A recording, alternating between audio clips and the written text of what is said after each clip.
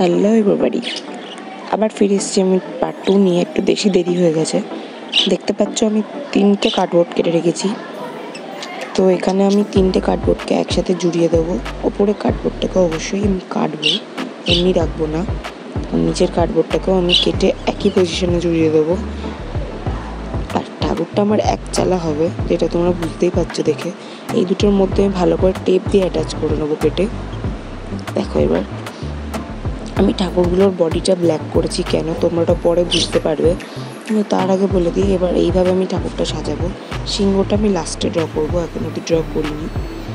মা দুর্গার 10 হাত করা আছে, কিন্তু আমি ওটাকে এখন অব্দি ওটাকে পিছনে লাগানো হয়নি। ওনার শাড়িটা আমি পরিয়ে দিয়েছি নর্মালি যেমন পরাই।